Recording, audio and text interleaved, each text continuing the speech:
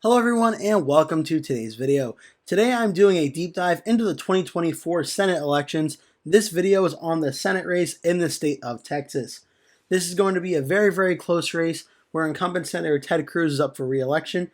So without further ado, I'm going to get into the video now. Looking at the voting history in Texas, the last three Senate races to be up in Texas in 2020 was Senator John Cornyn, who won by 9.6%.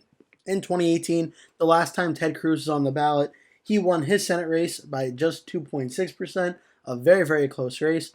And in 2014, John Cornyn won re-election by 27.2%. The current polling average right now, Ted Cruz currently has 49.6%.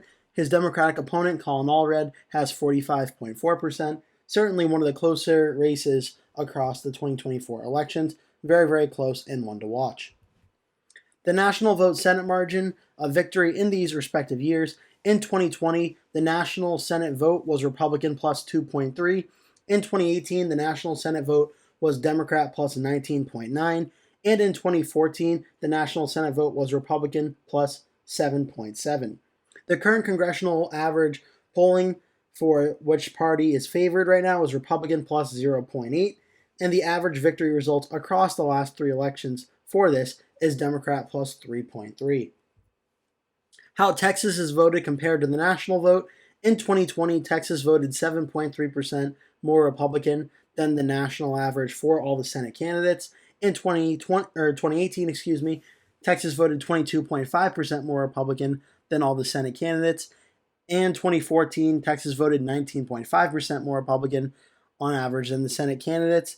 That is an average vote between 2014 and 2020 of Republican plus 16.4 for the state of Texas, and from 2018 to 2020, Republican plus 14.9. As for the two candidates in the 2024 election, the first candidate, the Republican candidate, the incumbent Senator Ted Cruz, and his Democratic challenger, Democratic opponent, Colin Allred. As for some Senate forecasts for this seat, Real Clear Politics has this seat listed as lean for Ted Cruz. Sabado Crystal Ball and 538 has it as likely for Ted Cruz. Decision Desk HQ and The Hill has it as lean for Ted Cruz. And Cook Political Report has it as lean for Ted Cruz as well. Cruz clearly given a very slight advantage in this race, but very close. As for some Senate polling averages, Real Clear Politics has Cruz leading by 4.2%. 538 has Cruz leading by 3.5%. 270 to win has Cruz leading by 3.7%. And Decision Desk HQ in The Hill has Cruz leading by 2.6%. An average across all these polling averages of Cruz plus 3.5%. All under 5% of the vote and above 1%, so they will be considered as a lean Ted Cruz lead in the polling average right now. Some counties I'm watching for in the state of Texas that I think are very important to watch on Election Day. There are a lot of counties with a lot of people in the state of Texas. So these are the ones that I think I'm especially going to watch. The first is Tarrant County. This is right next to Dallas. This is where the city of Fort Worth is located.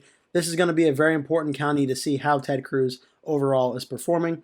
It was almost a 24% win in 2014. In 2018, Beto O'Rourke won it by 0.7%. And in 2020, John Cornyn won it by 4.9%. Depending on how Tarrant County is going, that could be a very good sign at what Ted Cruz or Colin Allred is doing on election night. In Collin County, this is a suburb of the Dallas-Fort Worth area. This is a 40-point win in 2014. This was only a 6-point Republican win in 2018, and then an 11.6% win in 2020. Once again, the margins of victory in this county, because I expect it will be a Republican county, but the margins in which that it is Republican is very important to watch for. Williamson County, I believe this is a suburb right outside of Austin County, or Austin City, outside of Travis County.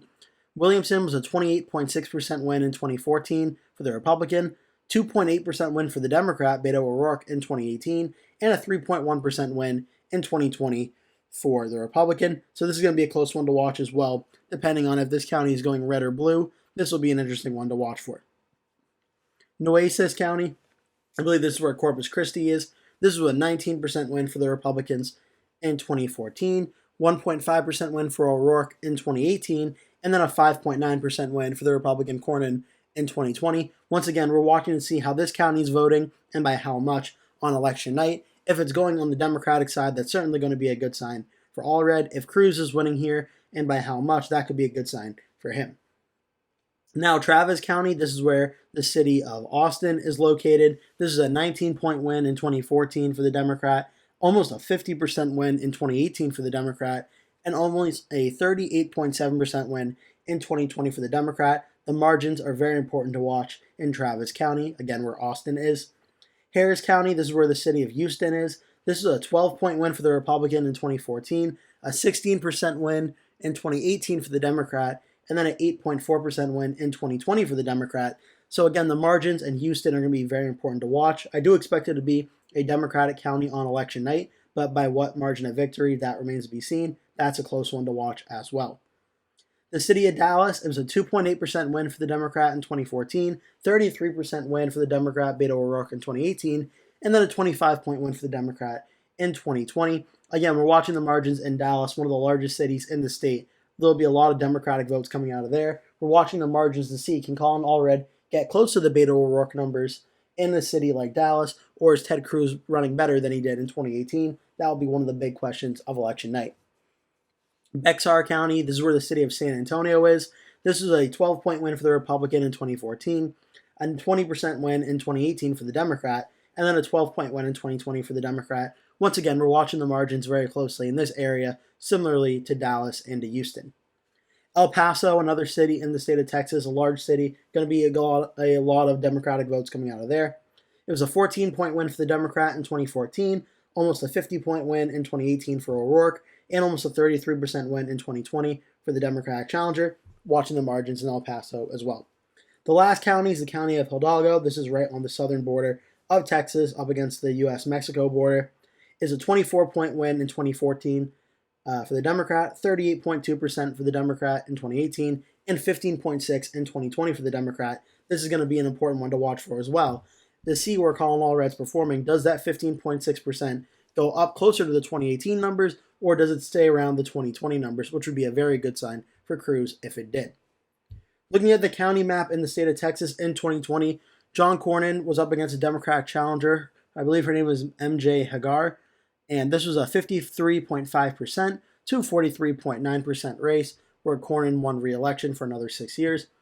As I mentioned, Texas has a lot of smaller counties throughout the state with a lot of people, but small in area. And there's really a ton of counties to choose from on this map. I went with the ones with a lot of people living in the areas that are also competitive as well. Starting on the western part of the state, El Paso was 63.6 to 30.9. The Democrat won there. Hidalgo, 55.8 to 40.2. The Democrat won. Bexar, 54.6 to 42.5. The Democrat won. Travis County, 68 to 29.3. The Democrat won.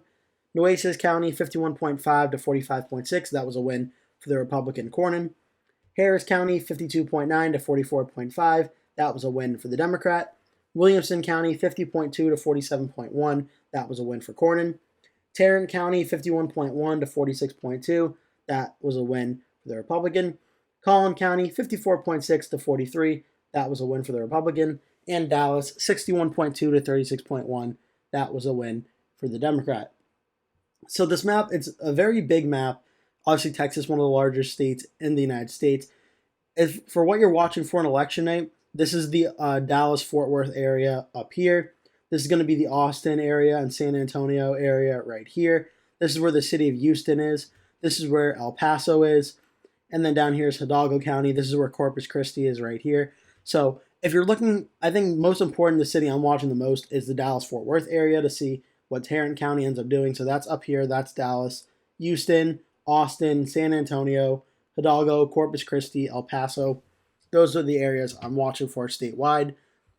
In 2018, a very close election, Ted Cruz 50.9, Beto O'Rourke 48.3, and what was at the time a very surprising and very big momentum for Beto O'Rourke in that election in a wave year where the Democrats did very well in the Senate races across the country.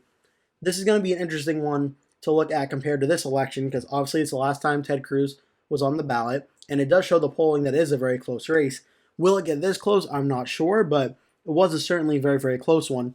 El Paso was 74.4 to 25, a win for O'Rourke. Hidalgo was 68.8 to 30.6, a win for O'Rourke. Bexar County, 59.5 to 39.6, a win for O'Rourke. Travis, 74.3 to 24.6, a win for O'Rourke. Nueces County, 50.4 to 48.9, a very close win, but a win in Corpus Christi and a win for Beta O'Rourke. Harris County, 58 to 41.3, O'Rourke won there. Williamson County, 50.8 to 48, a win for O'Rourke. Tarrant County, 49.9 to 49.2, a very, very close win. O'Rourke won there. Colin County, 52.7 to 46.5, a win for Cruz. And Dallas County, 66.1 to 33.1. Very, very close race. If Colin Allred is getting similar margins to 2018, that's obviously very good news for him. And what he needs to do is exceed on these margins to have a shot at defeating Ted Cruz in this state. If Ted Cruz is able to run up numbers better than he did in 2018, he probably should be fine. But this is a good map to look at on the Democratic side to see what the Democrats could do in this race. Looking at 2014, Cornyn versus Al-Amil, very, very big win. Not expecting this at all for 2024, but still is a big win for the Republicans. This was El Paso, 54-39.9. The Democrat won there. Hidalgo, 59.2 to 35.1. The Democrat won there. Bexar County, San Antonio actually voted red, 54.1 to 41.8. Cornyn won there. Travis County, 56 to 37.1. A Democratic win. Nueces County, 57.1 to 38.1. That was a win for Cornyn. Harris County, 54.3 to 42.1. Williamson County, 61.5 to 32.9. A win for Cornyn. Tarrant County, 60 to 36.1. Colin County, 68.4 to 28. And Dallas County, 49.7 to 46.9. Looking at the Republican vote across the last three elections in the state of Texas, in 2020, Cornyn got 53.5%. 2018, Ted Cruz got 50.9%. And in 2014, Cornyn got 61.6%. That is an average across the three elections of 55.3%. And the estimated range for 2024, when you take the high total of 61.6 minus the low total 50.9, you get a difference of 10.7.